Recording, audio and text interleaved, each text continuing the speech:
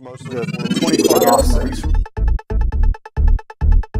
Hi, George Crump, lead analyst with Steward, Switzerland. Thank you for joining us today. Joining me on the whiteboard is Mark Oliver, Manager of Business Development at Marvell. Mark, thanks for joining us today. Thanks for inviting me, Judge. You know, we've been talking a lot about your guys' product, the DragonFly family, I guess. Yeah. Can you kind of sketch that out for us, what's in it, and then I think we want to dive deep on a couple of them. Yeah, you bet. So it's a platform. Okay. Right now it encompasses 3 different products. So we have the NVDRAM, and we have the NV cache, and we have the NV drive. Can you read that? Yep. I sure as heck can't. So this is the order that they were brought out in. We just released the NV drive this January. Okay. The base product is the NVRAM. So might make a lot of sense if I talk about what the architecture of that product is. Let's do that, yeah. Okay. So what makes all of these products different is that they have non-volatile DRAM built right into the product. Okay. So in the case of the NVRAM, that's exactly what it is. So it's basically a PCIe add-in card with a big old piece of DRAM that sits up on the top of the board. Okay. That's non-volatile DRAM, so that if the power goes away on this card, everything that's in that DRAM is saved. Okay, now are you guys using like a capacitor or some kind of technology for that? Yeah, we sure are. We've got an ultra capacitor that sits down here. Okay. It measures the voltage onto the card the whole time. Okay. So if it detects that the voltage is going away, it does all the housekeeping back on the card, it assembles all the data the way it wants it, saves the metadata, and puts it all onto an SSD that's actually built onto the back of that card. Oh, okay. Once the power comes back, data comes back off the SSD, back into the DRAM, and you're up and running again. Perfect. Okay, so then what does NV cache and NV drive add to that? So NV drive adds solid-state drives directly onto that board. Okay. So if you imagine here that we have up to 4 SSD modules built right onto this card, up to 1.5 terabytes of storage built right onto the card. Okay. So the cool thing about that is that it's a caching algorithm that's built onto the controller of the card. So if you plug this into a system, you have this card will acknowledge writes as if it was a disk drive. Okay. They're acknowledged right into that DDR, acknowledged at DRAM speed, so it's lightning fast. As the DDR starts to fill and the data starts to cool, the controller on the card will actually copy that data down into the SSD modules, where it can cool further. Okay. Yeah, and what's really impressed me about that is a couple of things. Number one, most of the other solutions in the market, you know, you're going to have to buy a separate SSD and then load a separate set of caching software. Right. And then you have to worry about, you know, does the caching software work with my SSD, and then does the combination work with whatever environment I'm installing it into. Totally. So that's a big one to me, and you guys obviously fixed that with this.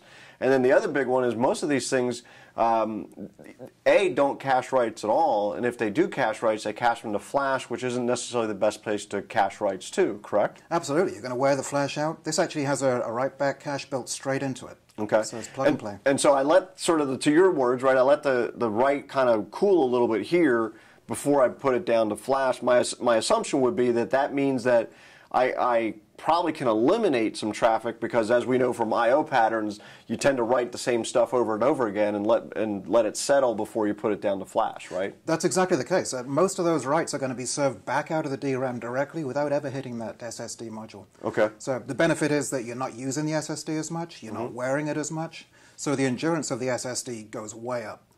For the release of this product, we actually partnered up with SanDisk. They have a great little SSD module, and we're using an entry enterprise SSD module and getting total enterprise connectivity. Yeah, I was going to say, so that means I don't have to go buy expensive SLC type of NAND up here, right? That's right. That's right. Okay. Consumer off-the-shelf product. And are they like MSATA type of configurations? They are. What is it? Yeah, for this particular case, they're an MSATA module. It was an industry standard form factor. It's easy to get. It made a lot of sense. No reason why it needs to be, but just made a lot of sense for the first iteration of the product. Okay. And then from a use case standpoint, I mean, there's probably quite a few plays here. What do you guys see as some of the big opportunities? The advantage of this is that it'll take cost out of a system pretty much anywhere. Okay. Let's think of, say you got a data center. Let's go with a server here sitting in a data center. The server is running an application here. Let's face it, these days you're lucky if you get one application on a server. You're probably going to have a ton of them. Right. The game here is going to be how you make this elastic and scalable enough so that you can move applications in and out Right. The way you're going to do that is you're going to install your hypervisors of choice down here, and you're going to install virtual machines running on the server. Sure. You're going to find really quickly that as you do that, I mean, this is going off to a disk here somewhere in the system. Right. You're going to find that this disk isn't going to give you anywhere near the performance that you need. Right. So you're going to put an SSD down here. Right. Even with the SSD, you're going to find that this I/O link here is going to be the defining factor of this system, and it's Sure. going to be the bottleneck. Right. So you're not going to be able to put the virtual machines in here that you want, and you're going to run out of I/O before you run out of processing resource. Gotcha. Okay. Stick one of these in. You're now satisfying I/O straight off that DDR. The I/O performance goes up, and you find, we had some independent labs come in and do some testing for us. You can put 10x the number of virtual machines in this server than you could before. Right. That's huge. Yeah, it makes, well, and it's also a much less complicated environment because into here I still have to figure out how to get the data to the SSD. I can use the caching software.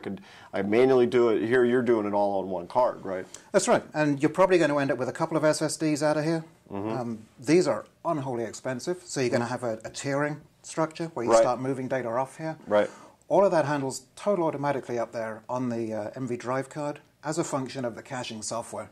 So data ends up hot in the DRAM, cools on the local SSDs, and then as it goes totally cold, you can flush it down into the disk without the same performance impact and limitations than you had previously. Okay.